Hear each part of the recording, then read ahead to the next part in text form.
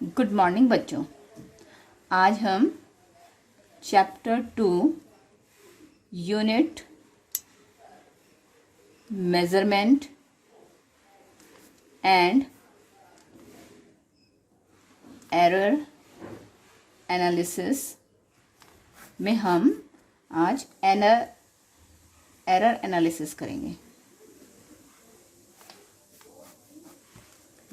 तो एरर का मतलब आपको मालूम है गलतियां। एरर जो हम गलतियां करते हैं उसे एरर कहते हैं। लेकिन फिजिक्स की भाषा में क्या होगा कि मेजरमेंट के दौरान जब हम किसी चीज़ की नापते हैं तो मेजरमेंट के दौरान जो मिस्टेक्स हो जाती हैं उन्हें हम एरर बोलते हैं। मेजरमेंट के दौरान जो मिस्टेक्स हो जाती हैं उन्हें हम एरर कहते हैं। अब एरर दो प्रकार की होती हैं। एक तो होती है आपकी सिस्टमैटिक एरर और दूसरी होती है आपकी रैंडम एरर। अब सिस्टमैटिक एरर क्या होती है कि वो एरर जिन्हें हम बाद में हटा सकते हैं, रिमूव कर सकते हैं। जैसे कि आपने स्केल लिया, आपके पास एक स्केल है। अब जो स्केल है वैसे तो वो 0 से स्टार्ट होता है ना, 0 देन 1 2 3 4, ये 0 हो गया, 1 2 3 4। अब आपने कोई चीज नापी, माना ये कोई रॉड थी, आपने ये नापी तो इसकी लेंथ ये 4 पॉइंट माना समथिंग है, ठीक है। लेकिन आपका स्केल टूटा हुआ है और आपका स्केल 1 से है, 1 2 3 4। तो अब आप इसको नापोगे अपनी शुरू, तो आप कहाँ से 1 से नापोगे, तो इतनी तो एरर आ गई ना आपकी। तो आपने क्या करना है, आपको पता है कि मेरा 1 सेंटीमीटर पहले ही हटा हुआ है, तो आप क्या करोगे, उसको ऐड कर दोगे। तो सिस्टमेटिक एरर में क्या होता है कि हम ऐड या सब्ट्रैक्ट करके अपनी एरर को रिमूव कर सकते हैं। इसी प्रकार से जैसे आपका वर्नियर कैलिपर्स होता है, तो वर्नियर कैलिपर्स में 0 एरर होती है। तो आप क्या कर सकते हैं, एरर को ऐड और सब्ट्रैक्ट करके, जिस प्रकार की एरर है उसे ऐड या सब्ट्रैक्ट करके हम अपनी एरर को क्या कर सकते हैं, रिमूव कर सकते हैं, ऐड और सब्ट्रैक्ट करके। अब दूसरी तरह की एरर होती है रैंडम एरर। तो रैंडम एरर का कोई रीजन नहीं होता, रैंडम एरर का कोई भी रीजन नहीं होता। इसके कॉज जो होते हैं वो अननोन होते हैं। अननोन कॉज के कारण किसी भी वजह से आपकी गलत रीडिंग है। अब जैसे कि आप नाप रहे हैं, इसको रॉड को नाप रहे हैं, अब आप गलत एंगल से देख रहे हैं, गलत साइड से देख रहे हैं, तो 4.2 पढ़ने के बजाय आपने 4.1 पढ़ लिया। और अधिकतर हम ऐसी गलतियां करते ही हैं कि पढ़ते हुए हम उसको गलत नाप लेते हैं। तो ये वाली एरर जो होती हैं ये आपकी रैंडम एरर होती है। तो इसको हम वैसे तो रिमूव नहीं कर सकते, लेकिन हमारे पास इसका एक साधन है कि हम क्या करते हैं, नंबर ऑफ ऑब्जर्वेशंस, जो नंबर ऑफ ऑब्जर्वेशंस है उनको इंक्रीज कर दो। नंबर ऑफ ऑब्जर्वेशन को क्या कर दो, बढ़ा दो। तो जितने ज्यादा नंबर ऑफ ऑब्जर्वेशन आएंगे उनका हम मीन निकालेंगे और हमारी वैल्यू निकल जाएगी। फॉर एग्जांपल एक बार मैंने रॉड को नापा, ये 4.1 आई, दूसरी बार में नापा मेरी 4 ही आई, तीसरी बार में 3.9 आई, नेक्स्ट टाइम में आपकी 4.2 आ गई। तो अब आप क्या करेंगे, आप मीन निकालेंगे। मीन निकालने के लिए क्या करेंगे, इन सबको ऐड करेंगे। तो ऐड करो आप, 4 4 8 और 4 12 और 4 16, 16.2 और कितने बार है, 1 2 3 4 टाइम्स है। अब आप इसे कर लो कैलकुलेट, 4 4 जा 16.05। ओके, तो ये आपकी मीन आ गया। तो मतलब उसकी नाप कितनी है, 4.05 है। तो हम नंबर ऑफ ऑब्जर्वेशन इंक्रीज करके अपनी रैंडम एरर को रिमूव कर सकते हैं। और यहाँ पर क्या है, सिस्टमैटिक एरर कब आती है, सिस्टमैटिक एरर कब तब आती है, मतलब एक ही कारण से। जैसे आपका स्केल, आप हमेशा अपने टूटे हुए स्केल से नापोगे तो हमेशा वो एरर आएगी और आपको पता है कि मुझे ऐड करना है या सब्ट्रैक्ट करना है और आप उसको निकाल लोगे। तो जैसे वर्नियर कैलिपर्स है, आपको अपना इंस्ट्रूमेंट के बारे में मालूम है कि इसमें एरर है तो मुझे रिमूव करना है या ऐड करना है। या जैसे हम सिंपल पेंडुलम ले रहे हैं, सिंपल पेंडुलम में जब हम मेज़र कर रहे हैं तो हमारा गलत आ रहा है। तो क्यों आ रहा है? क्योंकि हम जो एयर का टेंशन है, एयर की एयर रेजिस्टेंस है, उसको हम देख ही नहीं रहे हैं कि उसकी वजह से हमारा जो नाप है या मेजरमेंट है वो गड़बड़ आ रहा है। तो एयर रेजिस्टेंस को हम अप्लाई करके अपने मेजरमेंट को ठीक कर सकते हैं। ठीक है, तो ये आ गया आपका सिस्टमेटिक और रैंडम एरर। तो ये एग्जाम में पूछा जाता है कि सिस्टमेटिक एरर और रैंडम एरर में क्या डिफरेंस है। तो अब आप बता सकते हैं कि सिस्टमेटिक एरर एक ही रीजन के कारण होती है, उसे हम ऐड और सब्ट्रैक्ट करके एरर को रिमूव कर सकते हैं। रैंडम एरर होती है जिसका अननोन कॉज होता है, कोई कारण नहीं होता। हम उसमें नंबर ऑफ ऑब्जर्वेशन बढ़ा के उस रैंडम एरर को थोड़ा हद तक रिमूव कर सकते हैं। अब हमारा नेक्स्ट पॉइंट आता है मेजरमेंट। अब मेजरमेंट भी आपके दो प्रकार के होते हैं, एक होता है एक्यूरेट और एक होता है प्रिसाइज। अब वैसे तो देखियो एक्यूरेट का मतलब भी वही होता है, सही, और प्रिसाइज का मतलब भी। लेकिन जब हम साइंस की भाषा में बात करते हैं तो इसमें देखो डिफरेंस आता है। जैसे कि माना हमारे पास कोई रॉड है, उस रॉड की एक्चुअल लेंथ जो है 10 सेंटीमीटर है। एक्चुअल का मतलब जो साइंटिस्ट ने नाप के हमें दे रखी है, ये लेंथ 10 सेंटीमीटर है, तो वो 10 सेंटीमीटर फिक्स है। अब जब हम उसको नाप रहे हैं तो आप नाप रहे हो, एक आपका फ्रेंड नाप रहा है, तो आपने जब रीडिंग निकाली, माना आपने रीडिंग निकाली 10.1, 10.3, 9.8, इस तरह की रीडिंग निकाली। और आपके फ्रेंड ने क्या रीडिंग निकाली है? 11.1, 11.2, 11.3, इस तरह की रीडिंग निकाली है।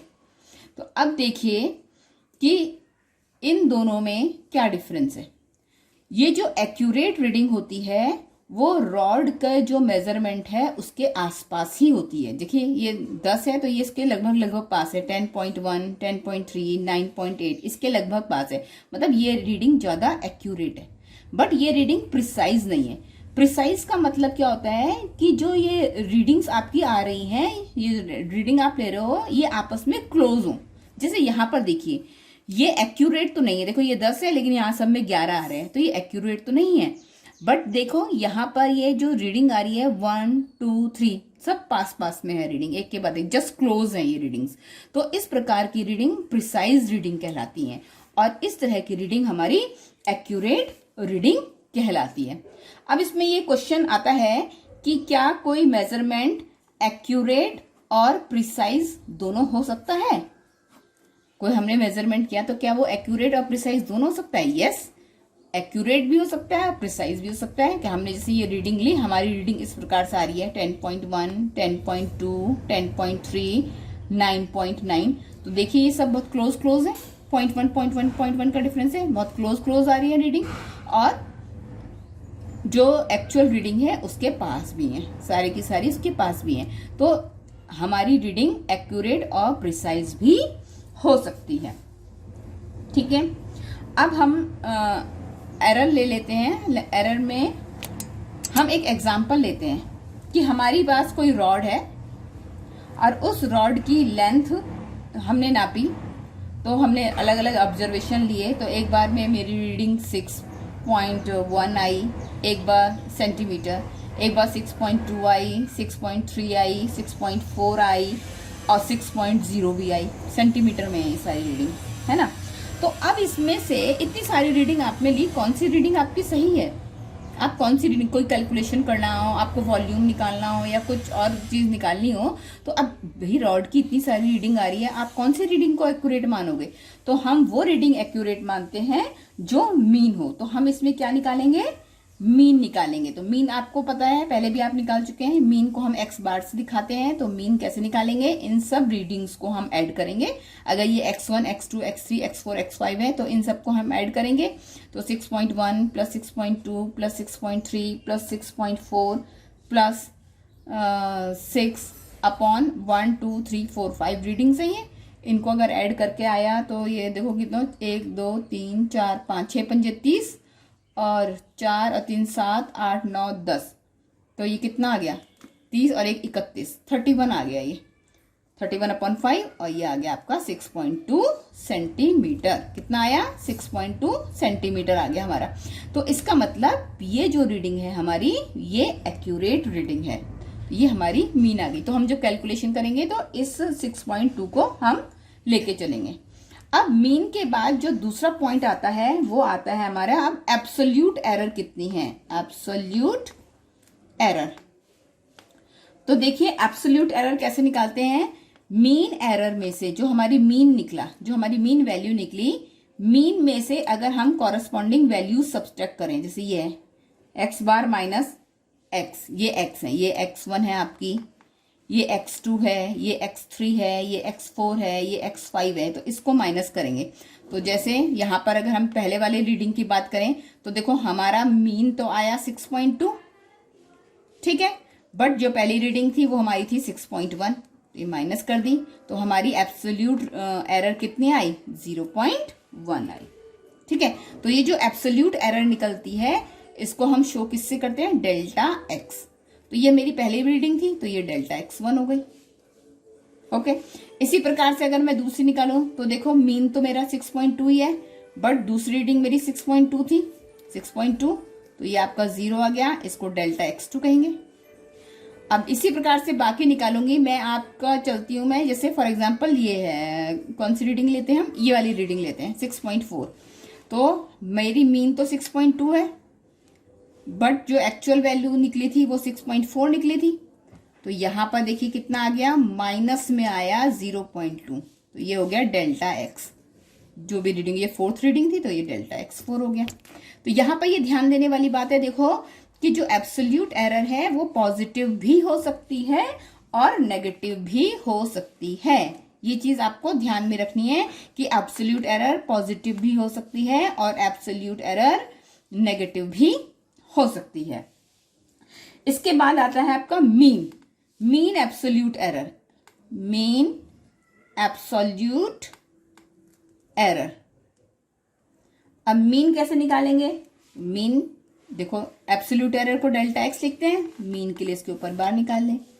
अब मीन आपको पता ही है, जैसे हम निकालते हुए आए हैं, delta x1 plus delta x2 plus delta x3 plus dash dash dash upon जितने नंबर ऑफ रीडिंग्स है 5।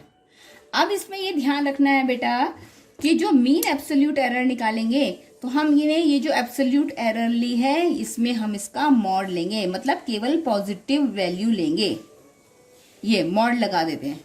ठीक है, मीन्स जैसे आपको यहाँ पर ये -2 आया तो आप -2 नहीं लेंगे, पॉजिटिव वैल्यू लेंगे। जब भी मीन एब्सोल्यूट एरर निकालोगे हमेशा एब्सोल्यूट एरर को पहले पॉजिटिव करोगे और तब उसका मीन निकालोगे।